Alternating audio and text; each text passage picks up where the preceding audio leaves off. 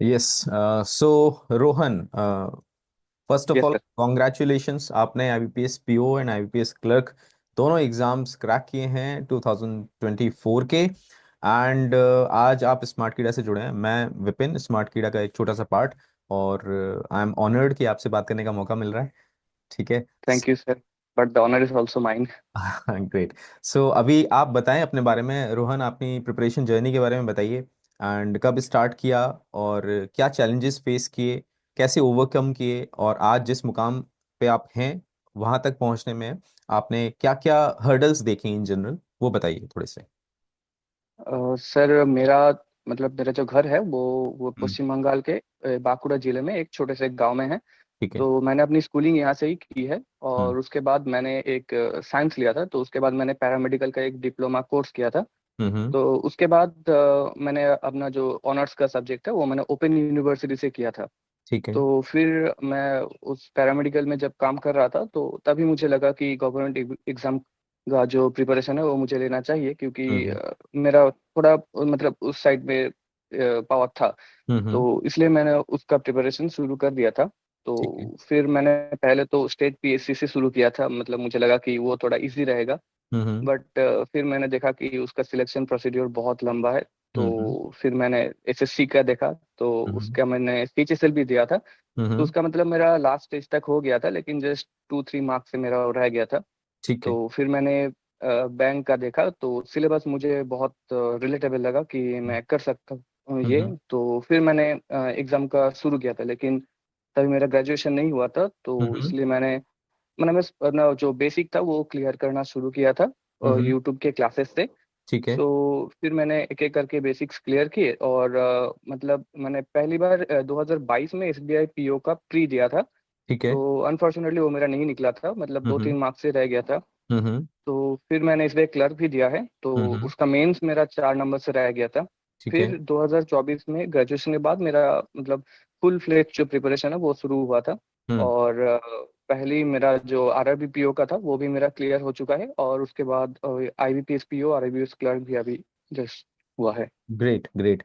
सो Rohan, actually मेरी एक habit है, जब मैं स्टूडेंट से बात करता हूँ तो जो कन्वर्जेशन होती है उसमें से की लेसन्स या की टेक अवेज मैं रोकूंगा, पॉज करवाऊंगा आपको, और मैं एक बार स्टूडेंट्स तक वो बात पहुंचाना चाहूंगा।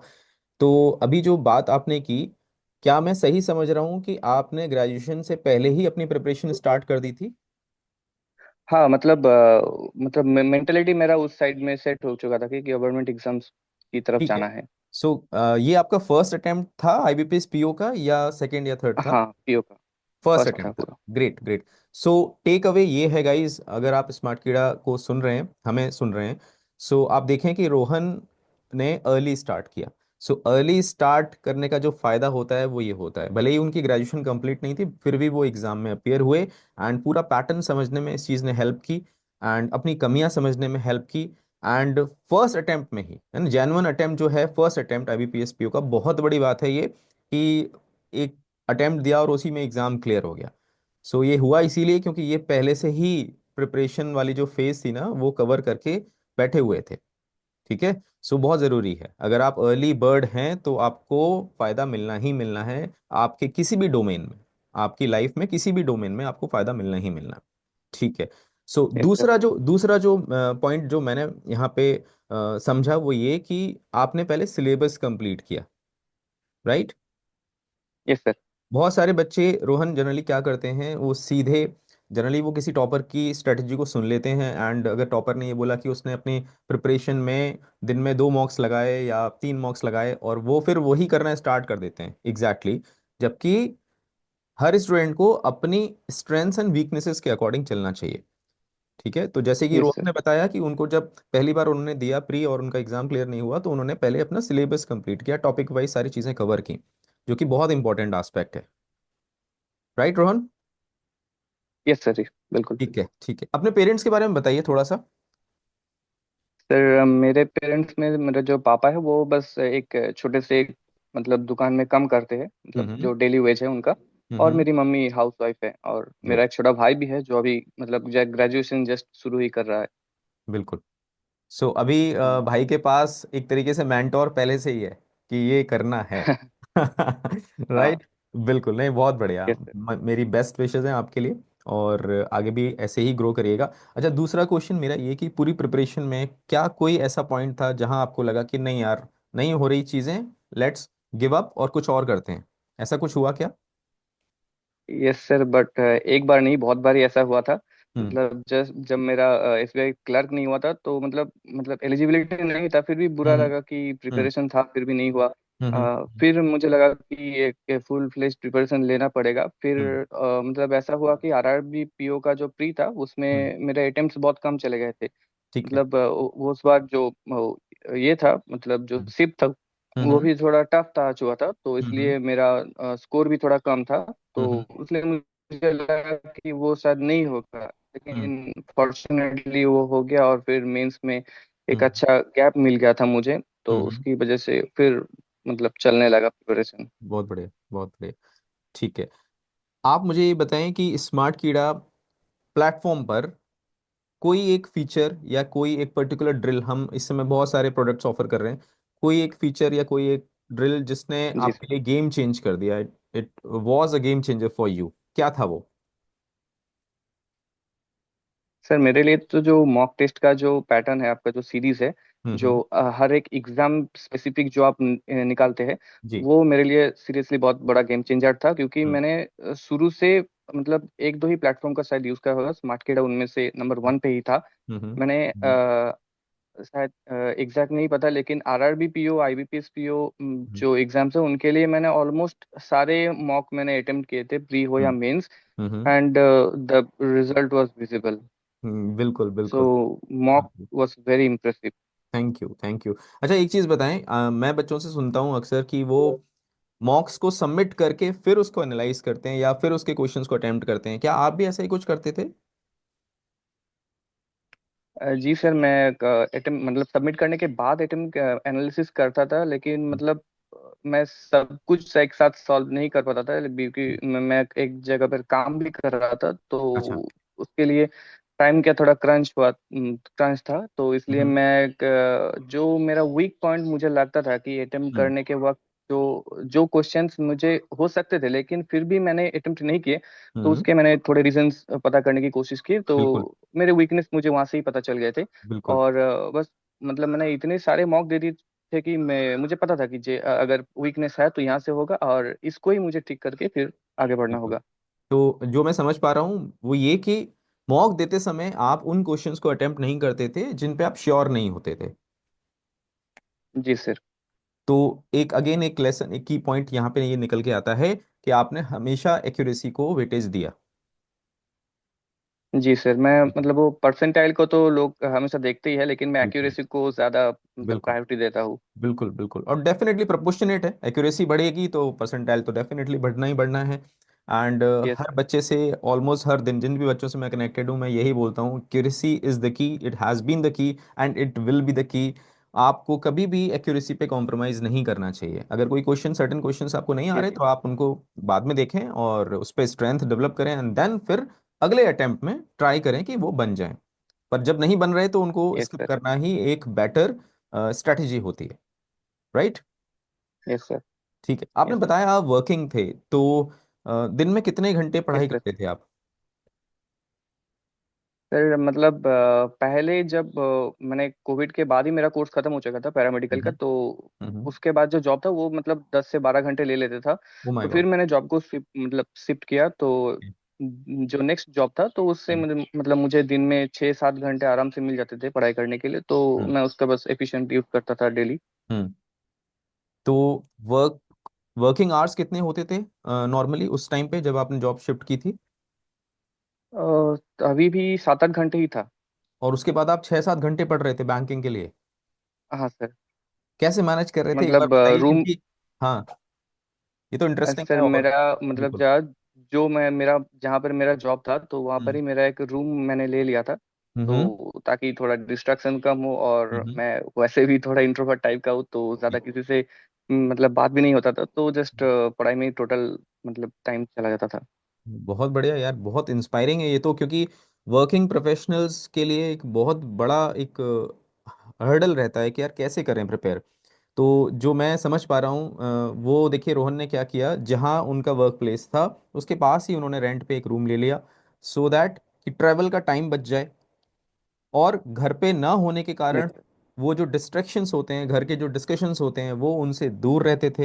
एंड पूरा जो बचा हुआ टाइम था वो पूरा फोकस्ड अप्रोच के साथ पढ़ाई पे लगाते थे, राइट।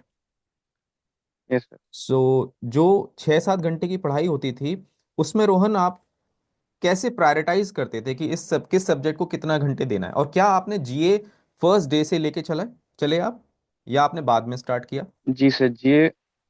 हाँ सर, जीए मेरा एक बिल्कुल फर्स्ट डे से ही था, क्योंकि जीए में मेरा बहुत ज़्यादा इंटरेस्ट था। हम्म। बैंकिंग हम्म। में पहले उतना नहीं था, लेकिन धीरे धीरे करते करते बैंकिंग का जो मैंने डायरेक्टली आरबीआई का वेबसाइट देखना शुरू किया था, मतलब वहाँ हम्म। से ही थोड़ा थोड़ा इंटरेस्ट बिल्ड हुआ था। फिर मैंने करंट अफेयर्स के क्लासेस किए, के हम्म। कुछ कॉन्सेप्ट कहीं से देखे, तो हम्म। थोड़ा इंटरेस्ट बिल्ड हुआ तो वहाँ से मैंने रेगुलरली मतलब शुरू कर दिया था। बिल्कुल, और बहुत बढ़िया। बाकी सब्जेक्ट को अगर देखो तो मतलब मेरा वैसे कोई फिक्स स्केड्यूल नहीं था कि हम्म। रोज सारे सब्जेक्ट करने हैं या वैसे हम्म। कुछ। मेरा देखना था कि जो मैं एक वीकली टारगेट सेट कर देता था कि हम्म। मुझे वीक में ये 4 सब्जेक्ट के इस टॉपिक को कंप्लीट करके एक मॉक टेस्ट जरूर लगाना है। बिल्कुल। मतलब वीकली मेरा एक मॉक मेरा फिक्स था, और हम्म। उसके हम्म। साथ में मैं सिंक्रोनाइज करके थोड़े टॉपिक्स को ले लेता था, ताकि मेरा जो वीक पॉइंट्स है मैं मॉक को एनालाइज करके उन वीक चैप्टर्स को नेक्स्ट वीक में कवर कर लूँ। बहुत तो बढ़िया। मतलब वैसे बहुत बढ़िया। ही सिंक्रोनाइजेशन में करता था, और बहुत बढ़िया। वीक मतलब मॉक को ही मैंने अपना बेस रखा था, फिर उसके हम्म। वीकनेस और स्ट्रेंथ को मतलब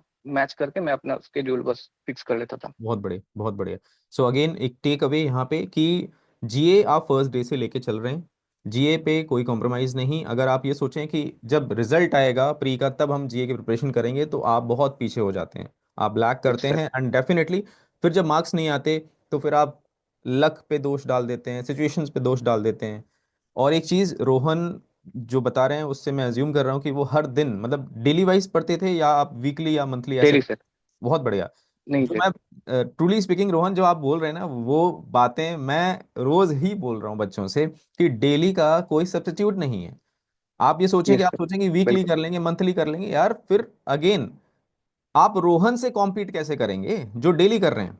आप समझिए, आप try yes to read between the lines कि अगर रोहन डेली कर रहे हैं और आप वीकली और मंथली के भरोसे बैठे हैं, तो आप रोहन या रोहन जैसे एस्पिरेंट से कॉम्पीट कैसे करेंगे? एज इनके पास है। तो अगर एज इनके पास है तो डेफिनेटली इनके पास पहले अपॉर्चुनिटी है कि ये एंट्री पहले लें बैंक में, क्योंकि मेहनत ये ज़्यादा कर रहे हैं। और आप सोचें वर्किंग प्रोफेशनल होने के बावजूद ये इतनी मेहनत कर पा रहे हैं, तो कौन डिजर्विंग ज़्यादा है? ठीक है। सो डेफिनेटली बहुत बढ़िया रोहन। और मॉक में भी इन्होंने देखो क्या किया, एक वीक में एक मॉक अटेम्प्ट कर रहे हैं, और वो भी पूरा एक सोच के साथ कि यार मेरे को ना अपने वीक एरियाज पे काम करना है, फिर मैं अगला मॉक लगाऊंगा। Just for the sake of it कोई मॉक अटेम्प्ट नहीं कर रहे रोहन, बहुत ही प्रैक्टिकल और प्रैग्मेटिक अप्रोच लेके ये चले। आप शुरू से मतलब मजा आ रहा है मुझे रोहन से बात करके यार। इतनी क्लैरिटी होना ना बहुत रेयर होता है, और इतनी क्लैरिटी रही, इसीलिए ये देखो फर्स्ट अटेम्प्ट में ही सब कुछ क्लियर। ग्रेट। चलिए रोहन, एक और मैं एक दो क्वेश्चन और पूछूंगा आपसे, जस्ट गिव मी 1 मिनट। हम्म। क्या कभी पीयर प्रेशर या सेल्फ डाउट जैसी कोई चीज आई दिमाग में कि यार क्या पता कुछ होगा या नहीं होगा, वैकेंसीज कम आ जाती हैं अचानक से, कुछ ऐसा हुआ कभी? जी सर, आरआरबी पीओ के दौरान ऐसा हुआ था कि हम्म। मुझे लगा था कि शायद ऐसा नहीं होगा। हम्म। तो हम्म। मैंने कोशिश किया था कि मैं अपने आप को, मैं थोड़ा पॉजिटिव सोचना मतलब प्रेफर करता हूँ। मतलब हम्म। जो होगा मैं बस अपने आप को बस ये दिलासा देता रहता हूँ कि जो भी होगा अच्छा ही होगा। बहुत मतलब बढ़िया। नेगेटिविटी को मैं अपने आप से जितना दूर रख सकता हूँ मैं उतना ही कोशिश करता था। तो मतलब अगर सेल्फ डाउट आता भी तो बस थोड़े मतलब समय। 1-2 दिन के बाद चला जाता। बिल्कुल बिल्कुल, हाँ। बहुत बढ़िया, बहुत बढ़िया। अच्छा, क्या कभी एंग्जाइटी या डिप्रेशन जैसी कुछ चीजों का सामना किया? जी सर, बहुत बार। मतलब जब हम्म। मॉक्स में स्कोर कम आ जाते थे तो मुझे हम्म। तो लगता था कि शायद अब खत्म हो गया सब कुछ। तो हम्म। फिर मतलब मैं वो बस खुद को दिलासा देना कि हो जाएगा, कोशिश करते रहो। हम्म। मतलब फिर जब वीक पॉइंट को मैं एनालाइज करता था, फिर हम्म। देखा कि नहीं, अगले मॉक में ठीक आ रहा है, तो थोड़ा हम्म। थोड़ा मतलब वो ठीक हो जाता था। बिल्कुल बिल्कुल। यानी जो मुझे समझ में आ रहा है कि आप भले ही कोई मोमेंट्स ऐसे आए जहां आप डिप्रेस्ड फील कर रहे हैं या एग्जॉस्टेड फील कर रहे हैं, पर रोहन के अंदर ये क्लैरिटी भी थी कि यार ये टेम्पररी है, ये शॉर्ट टर्म के लिए बस हो गया, कुछ घंटों का था, and then get back to the basics. हाँ, get back to the yes sir. Battlefield, कि ये है असली जहां पे युद्ध करना है। बाकी ठीक है, थोड़े टाइम का था डिप्रेशन, थोड़े टाइम की थी एंग्जाइटी, इट्स ओके, सबके साथ होती है, चलो आगे बढ़ते हैं, यही अप्रोच थी ना रोहन? यस सर, बिल्कुल। चलिए ग्रेट। सो आगे का क्या प्लान है, क्या करना है आगे? सर अभी तो मतलब मोमेंट को मैं थोड़ा रियलाइज कर रहा हूँ अभी। और अभी हाँ, आगे का मतलब मैंने रेगुलेटरी बॉडी के बारे में सोच रहा हूँ थोड़ा थोड़ा, बहुत बढ़िया, मतलब बहुत दोस्तों से बढ़िया, बात करके। बहुत बढ़िया। तो देखते हैं अभी तक क्या होता है। नहीं, डेफिनेटली आप जिस तरीके के आप इंसान हैं ना, आप रुकेंगे नहीं, आई एम श्योर। और पूरी क्लैरिटी के साथ वापस आप जाएंगे, और बहुत ही कुछ बेटर अचीव करेंगे और बड़ा अचीव करेंगे। और मेरी बेस्ट विशेस और स्मार्ट कीड़ा पूरी टीम की बेस्ट विशेस आपके साथ है, Rohan. Thank you very much sir. चलिए।